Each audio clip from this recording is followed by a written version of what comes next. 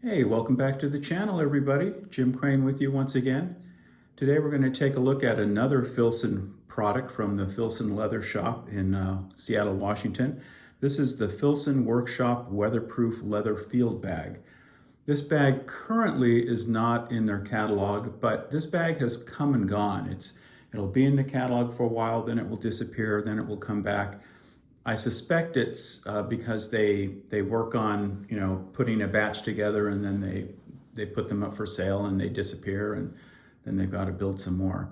I could be wrong about that assumption, but that's just kind of what I'm thinking.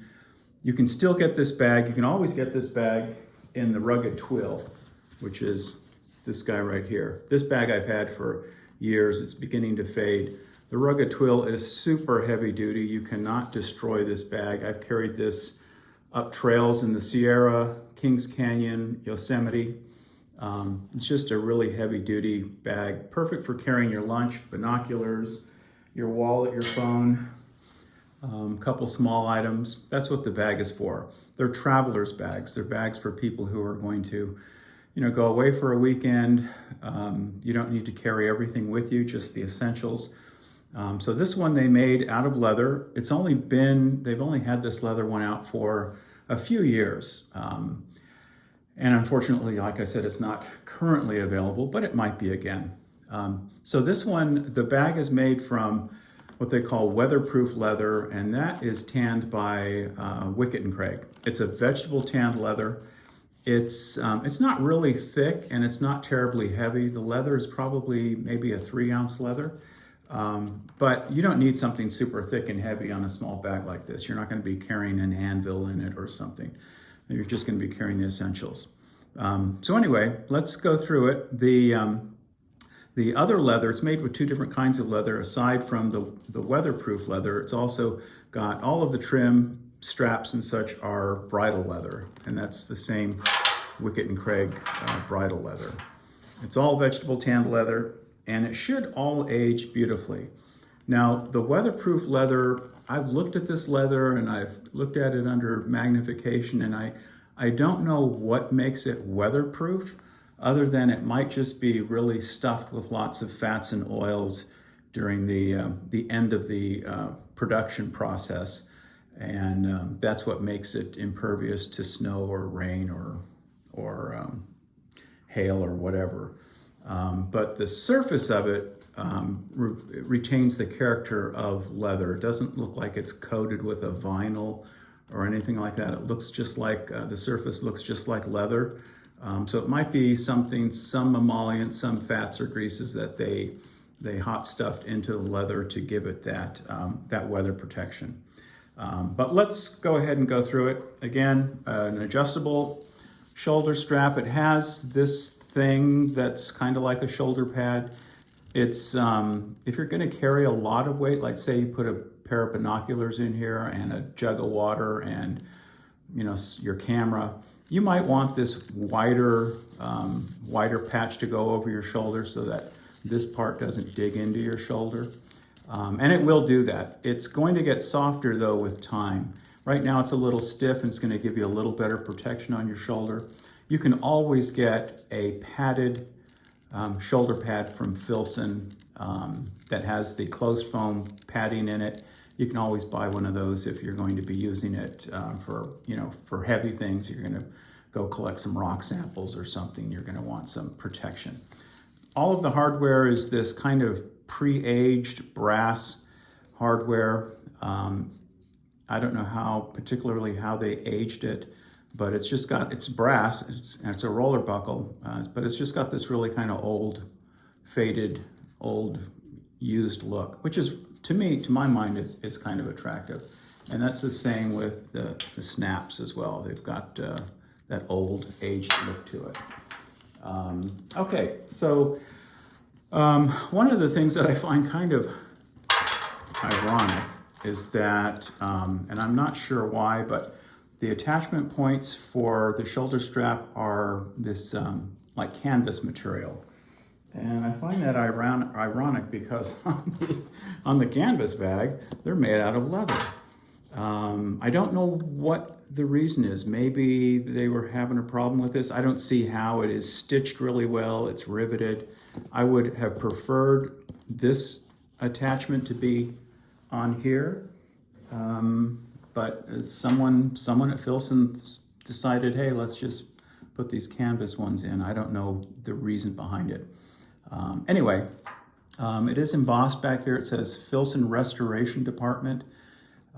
So it's, I think the restoration department is still in place there at Filson. If you have an old canvas bag, you know, like the rugged twill like this, and you wear a hole in the bottom of it, you can send it in and they will patch the hole with kind of a cool method where they put a piece of fabric on the inside and then stitch and stitch and stitch, and it makes a kind of cool looking repair. Gives your bag some kind of distinction and battle scars. It does have a pocket on the back, okay, and it's just it's the same kind of 3-ounce leather. The pocket is not, the edge is not dressed in any way. It's just a cut edge. Would have been nice if it had been dressed, because some of the edges on this bag are dressed, like this edge here around the flap. Let me get into it. I do like the detail on this closure strap, the stitching. I kind of like that detail. The rugged twill bag does not have the stitching. It is sans the stitching, so it's just a piece of the bridle leather.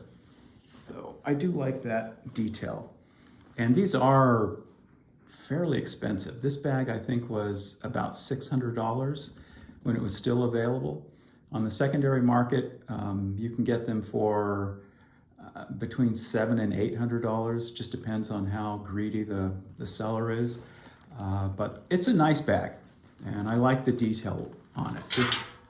This edge is dressed here. It's got a piece of leather that's folded over and stitched, and I think it just really makes the bag look smart. I really like that kind of detail. On the inside, let me pull the stuffing out of it. The inside, we've got just one big opening, okay, and it will swallow up a good-sized pair of binoculars, a bottle of water, some snacks, things like that. When I carry the twill one, that's what I do with it. I put my camera, binoculars, water, some snacks, some first aid, some other items will fit in there. There is a tag in there. It says made in the USA, so we know it is one of the products that's still made in the USA. This edge is dressed here as well on this bag, as well as this edge on this flap. This front pocket, we call this a bellows pocket because it has this bellows here, and it will bellow out. Let me see if I can demonstrate that. There you go. It'll bellow out if you put something big and bulky in there. So it'll give you some more room. The twill bag is designed the same way. We've got a snap closure. Let's see if I can snap it closed. There is no slip here that you can put something behind. The pocket is just sewn right onto the front of the bag, okay? There are two side pockets. They're not really big enough for bulky items. I could manage to put a Leatherman in here, okay? You can't really fit a standard size eyeglass case. It's not gonna fit in there. If you have a really tiny, narrow face, you might be able to put your glasses in there without the case. I wouldn't recommend doing that, but a case is not gonna fit in there. It has a pocket on the other side as well, and in here, just got a brass pen, and then this handy dandy little copper flashlight. I'll put a link below. This is from Maritac, which is from CountyCom in San Jose. They make this in 2 sizes. This thing is bulletproof. This thing is so trusty. It comes on every single time, and I love it. I'll put a link below for it. So this is the, sorry for the noise, this is the Workshop Weatherproof small field bag. If you can find them, and it's something that you like, it's great for, like I said, for hiking or just going out for an afternoon. You're gonna go to a trade show, or you're gonna go, you know, looking for equipment or boating or something like that. and you're gonna pick up brochures and stuff. You can slip them in the back, you put your phone back there. It's not heavy. It is super high quality, and I think it's a beautiful bag. It will age, it will develop some patina over time. If it's too expensive, you can always get the twill one, which I would recommend if you're not sure if the size is going to work for you. Just go ahead and get the rugged twill.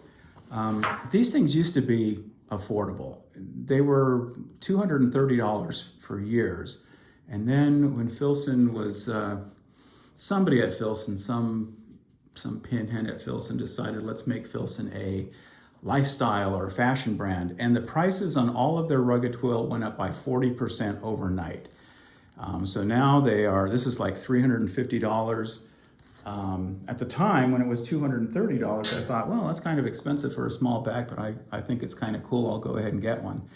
Right now, $350 for that bag for no other explanation, to me is crazy. But you can get them on eBay or in Filson Facebook buy-sell groups for a good price. Okay, I've seen them as low as $90, and the bag looked like, to me, it was in really good condition. So anyway, I'll be back with some more reviews on some more traveler-sized bags from some American makers and some small leather goods, some small pocket carry goods that I think you might like to see. So thanks for watching, everybody. We'll see you again next time. Bye-bye.